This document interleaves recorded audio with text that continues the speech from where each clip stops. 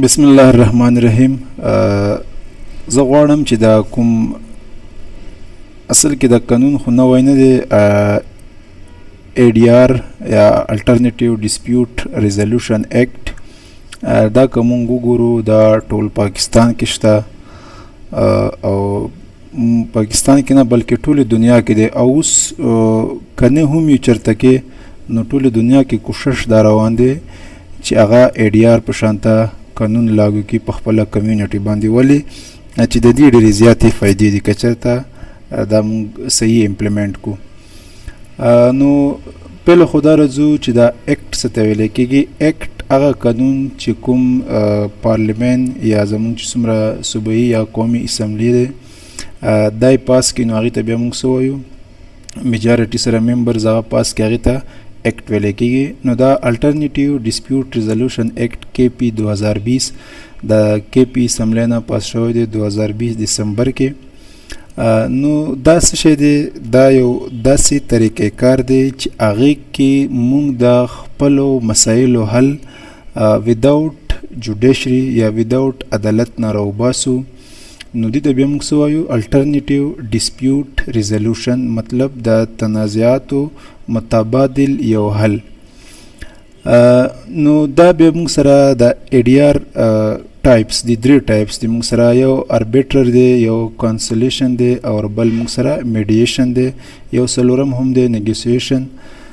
نو اربیټري هغه ADR چې هغې کې چې کله ADR فیصله وکړي نو هغه به فاینل فیصله وي، لکه مونږ کرکټ کې ګورو چې کله امپایر فیصله وکړي نو هغه یو فاینل فیصله وي، دواړه سایډ ته به هغه قبلوي.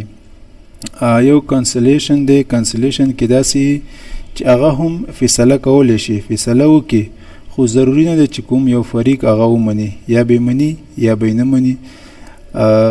بل مونږ سره دی میډیشن. نو میډیشن د میډیټر جرګې به تاسو ګوره هم دا داسې میډل مین کسانی، دوی صرف کوشش دا کوي چې کوم پارټیز دی یا فریقین دی هغه خپلو کې کینی، هغه خپلو کې ډسکشن وکړي، هغه د مسلې دپاره لاره هواره شي، میډیشن فیصله نشي کولی. نو دا خو زموږ سره د ADR ټایپس شو. اوس دا ADR څنګه کار کوي دې ته راځو. ADR کار داسې کوي چې یا خو به مطلب دواړه فریقین عدالت راوغواړي، جج به هغې ته ووایي چې ستاسو د کیس ADR حل کولی شي، یا پوسیبل دی چې هلته د هغې ښه سلوشن راوځي، نو تاسو لاړ شئ ADR ته، هلته لاړ شئ دواړه پارټیز یا دواړه کسان یا فریقین، نو هلته اپلیکیشن ورکوئ یا د جج په ترو به هغه راشي، دلته کې به دا مسله روانه شي، بیا به د هغې حل راوځي.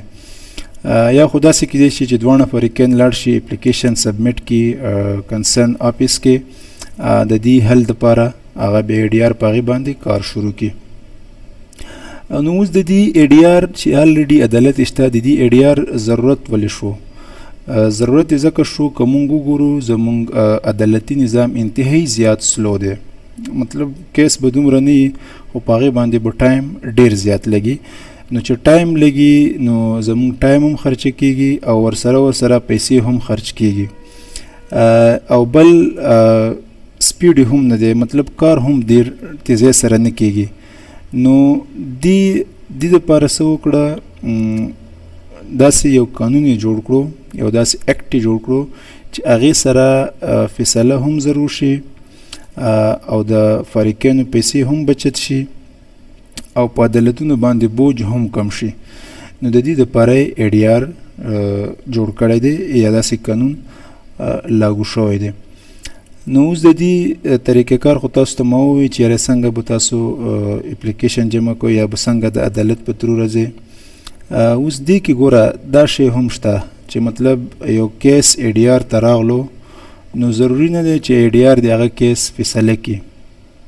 که چېرته کیس مینس کې دوی ته پته ولګېده چې موږ نشو فیصله کولی، یا عدالت ته دا پته ولګېده چې ADR چې څومره ممبرز دي دا قانون نه اخوا روان دي، مطلب قانون نه فالو کړي، یا مطلب ADR کې څه ممبرز د یو فریق طرف ته دي غیر جانبدار نه دي، نو په داسې کیسز کې بیا عدالت دا کیس واپس راغستی شي چې کوم ځای باندې سټاپ هغه نه مخکې عدالت بیا اکارډینګ ټو لا کاروي هغې باندې کولی شي. نو ضروري نه دی چې بس ADR ته مونږ کیس ورکړو هغه فیصله به مونږ ته وکړي هغه به په مونږ امپوز کېږي. دا اني ټایم عدالت واپس اخیستلی شي. او بل دا چې که انکیس فریقینو کې یو فریق دا ووایي چې زه ADR ته نه ځم، نو دا بیا هم ضروري نه دی چې دا کیس دی هلته لاړ شي. مطلب دا به باهمي رضامندۍ سره کیس ADR ته ځي، په زور باندې دا نشي تللی. فایدې څه شی دي؟ فایدې خو دغه تاسو ته ما بیان کړې چې یو خو به ټولو نه اول ټایم بچت شي، بل به مونږ ته سپیډي جسټس میلاو شي. دې سره سره مونږ ګورو عدالتونو کې فیسونه خرچې دا شونه، نو دې نه به فریقین بچ شي. او بل که مونږ وګورو نو داسې وړې وړې مسایل دي، مطلب د ښځې خاوند منځ یا د روڼو منځ کې څه حساب کتاب یا د خاندان منځ کې داسې وړې مسایل راشي، نو د هغې دومره غټ لیول ته ضرورت نشته د وړو چې بیا مونږ هغه عدالت ته بوځو. نو ښه خبره دا دی چې هغه مونږ د ADR په ترو هغه یو قسم ته زمونږ د کور دندې نو په کار دی چې هلته یې مونږ حل کړو.